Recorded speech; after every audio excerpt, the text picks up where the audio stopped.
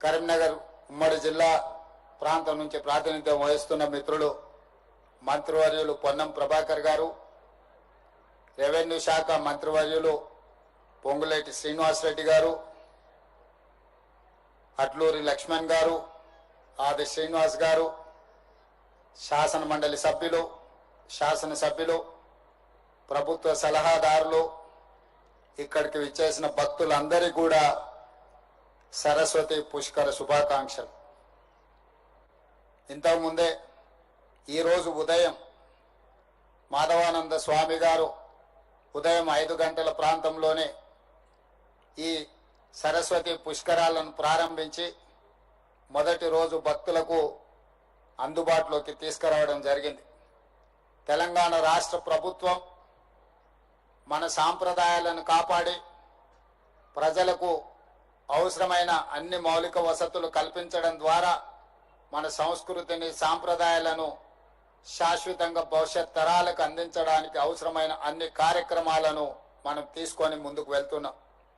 దేవాదాయ శాఖకు సంబంధించిన ప్రిన్సిపల్ సెక్రటరీ గారు శ్రీమతి శైలజ రామయ్యర్ గారి నేతృత్వంలో దేవాదాయ శాఖ అధికారులే కాకుండా ఈ జిల్లా రెవెన్యూ అధికారులు, పోలీస్ అధికారులు, ఇతర శాఖలకు సంబంధించిన అధికారులు, వైద్య ఆరోగ్య శాఖకు సంబంధించిన అధికారులు అందరూ భక్తులకు ఎలాంటి అసౌకర్యం కలగకుండా ఇక్కడికి వచ్చే భక్తులకు అన్ని రకాలుగా వసతులు కల్పించాలన్న లక్ష్యంతో ఈ రోజు ఈ ఏర్పాట్ల అన్నిటిని కూడా బ్రహ్మాండంగా చేసిండ్రు. ప్రత్యేక ఆకర్షణగా ఈరోజు సుదూర ప్రాంతాల నుంచి వచ్చే భక్తులకు ఇబ్బంది కలగొద్దు అని ఒక టెంట్ సిటీని కూడా ఏర్పాటు చేసి ఒక అద్భుతంగా ఈరోజు తెలంగాణ రాష్ట్రంలో ఈ పుష్కరాలను నిర్వహిస్తున్నందుకు అధికారులందరినీ కూడా మనస్ఫూర్తిగా నేను అభినందిస్తున్నా. తెలంగాణ రాష్ట్రం వచ్చిన తర్వాత ఈ పుష్కరాలు మొట్టమొదటిసారి రావడం జరిగింది. అటు ప్రాణహిత, గోదావరి, సరస్వతి నదుల త్రివేణి సంగమమే ఈ పుష్కరాలు. పుష్కర స్నానం చేస్తే మనం ఏవైనా తప్పులు చేస్తే వాటన్నిటిని కూడా ఇక్కడ ముక్తి లభిస్తుంది అని చెప్పి మన సాంప్రదాయం చెప్తుంది. అందుకే ఈరోజు తప్పులు చేసినా చేయకపోయినా కొన్నిసార్లు అనుకోకుండా కూడా కొన్ని తప్పిదాలు జరుగుతుంటాయి. అందుకే భక్తులందరూ ఈ ప్రాంతానికి వచ్చి సరస్వతి పుష్కరాలలో గోదావరి నదిలో ఈరోజు పవిత్ర స్నానం చేయడం ద్వారా ఒక మంచి సాంప్రదాయానికి తెరలేపాల్సిన అవసరం ఉన్నది. నా హయంలోనే నేను అదృష్టంగా భావిస్తున్నా. ఈ సరస్వతి పుష్కరాలే కాదు, తొందరలోనే గోదావరి పుష్కరాలు, కృష్ణా పుష్కరాలు, సమ్మక్క సారలమ్మకు సంబంధించిన జాతర, ఇవన్నీ కూడా రాబోయే 3 సంవత్సరాలలో తెలంగాణ రాష్ట్ర ప్రభుత్వం నిర్వహించే అదృష్టం నాకు కలగడం నేను చాలా సంతోషంగా, అదొక ఆశీర్వాదంగా నేను భావిస్తున్నాను. ఎందుకు అంటే ఈరోజు దేశంలో ఈ మధ్యలో మీరందరూ చూసినారు, కుంభమేళాకి కోట్లాది మంది భక్తులు అక్కడికి వెళ్ళారు.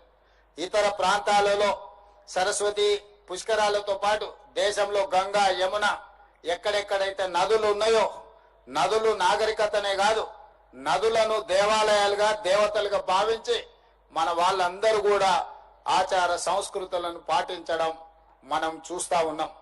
అందుకే ఈరోజు తెలంగాణ రాష్ట్రంలో రాబోయే పుష్కరాలు, గోదావరి పుష్కరాలు, అదేవిధంగా కృష్ణా పుష్కరాలను అద్భుతంగా నిర్వహించాలని వాటికి పునాదులు ఈరోజు ఈ సరస్వతి పుష్కరాల సందర్భంగానే మనం ఇవన్నీ ఏర్పాటు చేసుకున్నాం. మిత్రుడు శ్రీధర్ బాబు గారు చాలా అంశాలను ప్రస్తావించారు. ఈ ప్రాంత అభివృద్ధి కోసం ముఖ్యంగా కాళేశ్వరం మందిరాన్ని ఒక పర్యాటక క్షేత్రంగా, ఒక ఆదర్శ ప్రాంతంగా అభివృద్ధి చేయాలి అని వారు కోరుకున్నారు. తప్పకుండా ఈ మంతని శాసనసభ నియోజకవర్గానికి ఒక గొప్ప చరిత్ర ఉన్నది.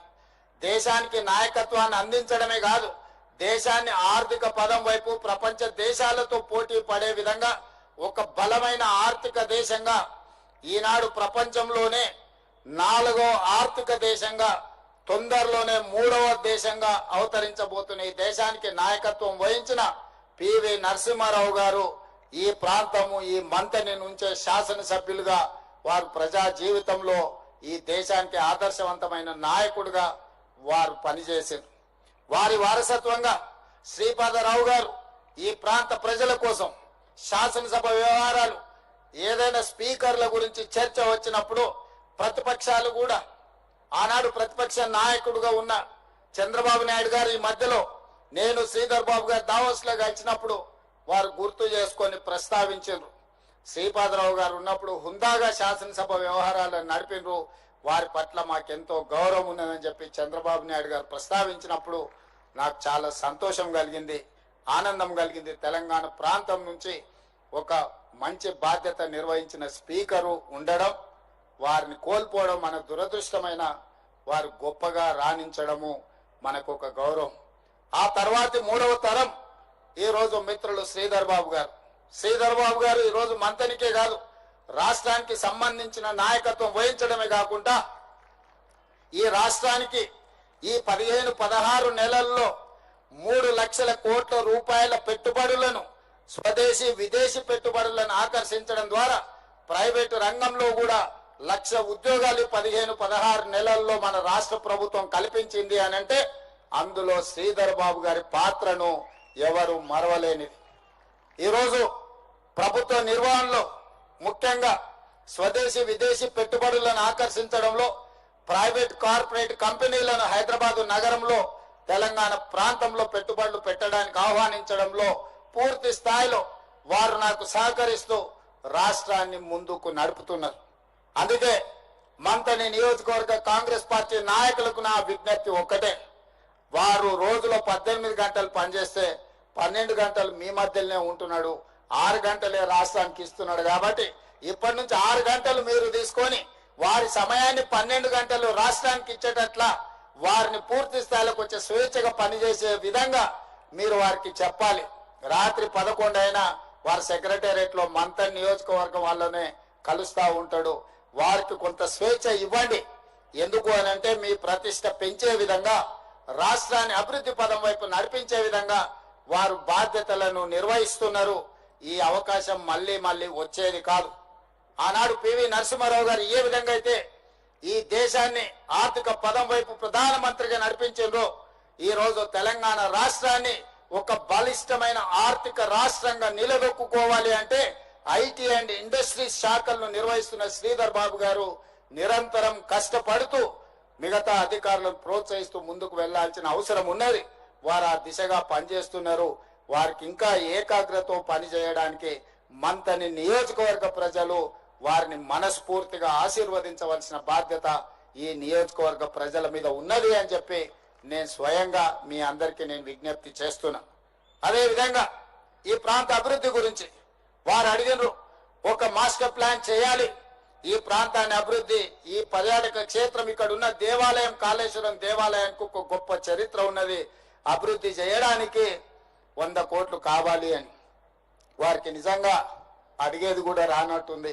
100 కాదు, ఈ ప్రాంతాన్ని అద్భుతంగా అభివృద్ధి చేయడానికి, ఒక పర్యాటక క్షేత్రంగా మార్చడానికి రాబోయే గోదావరి పుష్కరాలు అంటే కాళేశ్వరంలోనే మంతని శాసనసభ నియోజకవర్గంలో ఈ ప్రాంతానికి దేశం నలుమూలల నుంచి భక్తులు వచ్చే విధంగా 100 కాదు, అవసరమైతే 200 కోట్ల రూపాయలైనా కేటాయించి ఒక గొప్ప పర్యాటక క్షేత్రంగా భవిష్యత్తులో పెట్టుబడులు పెట్టడానికి అవసరమైన ప్రణాళికలు సిద్ధం చేయడానికి మా రాష్ట్ర ప్రభుత్వం సిద్ధంగా ఉంది. ఎందుకంటే రాష్ట్ర అభివృద్ధిలో నిరంతరం శ్రమిస్తున్న శ్రీధర్ బాబు గారి నియోజకవర్గానికి అదనంగా నిధులు ఇవ్వడం నా బాధ్యతగా నేను భావిస్తున్నా. అదేవిధంగా గోదావరి పుష్కరాలు నిర్వహించేటప్పుడు కొడంగల్లో నేను నిర్వహించాలన్నా నిర్వహించలేను. ఎందుకంటే గోదావరి జలాలు అక్కడికి రావట్లేదు, గోదావరి నది ఆ ప్రాంతంలో ప్రవహించడం లేదు. ఈ ప్రాంతానికి ప్రకృతి ఆశీర్వాదం గోదావరి నది. మరి గోదావరి నది ప్రాంతంలో ప్రవహిస్తున్నప్పుడు ఈ ప్రాంతాన్ని ఒక గోదావరి పుష్కరాలు అద్భుతంగా నిర్వహించాలి అని అంటే ఇక్కడికి వచ్చే భక్తులకు అన్ని రకాలుగా వసతులు ఏర్పాటు చేయవలసిన బాధ్యత రాష్ట్ర ప్రభుత్వంగా మా మీద ఉన్నది. మా అధికారిని శ్రీమతి శైలజ రామయ్యర్ గారికి, మా సోదరిమణి కొండా సురేఖ గారికి నేను ఈ వేదిక మీద నుంచే సూచనలు ఇస్తున్నా. రాబోయే గోదావరి పుష్కరాలతో పాటు కాళేశ్వరం మందిరానికి అవసరమైన మాస్టర్ ప్లాన్ అద్భుతంగా తీర్చిదిద్దండి. 100 కాదు 200 కోట్ల రూపాయలైనా రాష్ట్ర ప్రభుత్వం తరఫున గ్రీన్ ఛానల్లో నిధులు ఇవ్వడానికి ప్రభుత్వం సిద్ధంగా ఉన్నది. ఆ బాధ్యత నేను తీసుకుంటానని చెప్పి భక్తులందరికీ నేను విజ్ఞప్తి చేస్తున్నా. మంతని నియోజకవర్గ ప్రజలకు మీరు అదృష్టవంతులు. శ్రీధర్ బాబు గారు లాంటి నాయకుడు మీ ప్రాంతానికి ప్రాతినిధ్యం వహిస్తున్నాడు. మీరు ఎక్కడికి వెళ్ళినా, ఈ రాష్ట్రమే కాదు పక్క రాష్ట్రం, ఇతర రాష్ట్రాలకు ఎక్కినప్పుడు ఆ పక్కన కనిపిస్తున్న మహారాష్ట్రకి వెళ్ళినా ఎవరయ్యా మీ ఎమ్మెల్యే, మీ మంత్రి అంటే మీరు గర్వంగా చెప్పుకోవచ్చు మా నాయకుడు శ్రీధర్ బాబు గారు అని. మీ గౌరవం పెంచే విధంగా వ్యక్తులకు కొంతమందికి ఎంత చేసినా కొంత మేము చేయలేకపోవచ్చు, కానీ మన నాయకుడు పేరు చెప్పుకున్నప్పుడు మనకు కొంచెం గర్వంగా మనము ఫీల్ అవ్వాలి.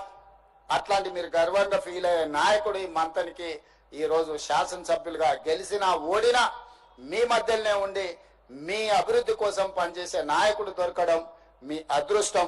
తప్పకుండా మంతని నియోజకవర్గ అభివృద్ధిలో నా వంతు పాత్రను నేను పోషిస్తా. మీకు అవసరమైన నిధులను తప్పకుండా మంజూరు చేస్తా అని తెలియజేస్తూ, ఇంత మంచి కార్యక్రమాన్ని ఏర్పాటు చేసి భక్తులకు అందుబాటులోకి తెచ్చిన మా అధికారులందరినీ మనస్ఫూర్తిగా అభినందిస్తూ మీ అందరి దగ్గర సెలవు తీసుకుంటున్న ధన్యవాదాలు మిత్రులారా. అభివృద్ధి సంక్షేమ కార్యక్రమాలు ఏవైనా ఆనరబుల్ సీఎం గారు ఒక మాలికలా ఉండాలని కోరుకుంటారు. ఈ ఉత్సవాలు కూడా మరిన్ని ఉత్సవాలకు ప్రేరణ కావాలని కోరుతూ I request honourable CM to felicitate Jonnavittudu Ramalingeswararao గారు. సరస్వతి నవరత్న మాలిక ఇప్పుడు కొద్దిసేపట్లోనే మనం చూడబోతూ ఉన్నాం. ప్రత్యేకించి కాశీ నుంచి మన ప్రభుత్వం దేవాదాయ శాఖ ఆహ్వానించిన పండిత బృందం సాహిత్యాన్ని అందించిన జొన్నవిత్తుడు రామలింగేశ్వరరావు గారు.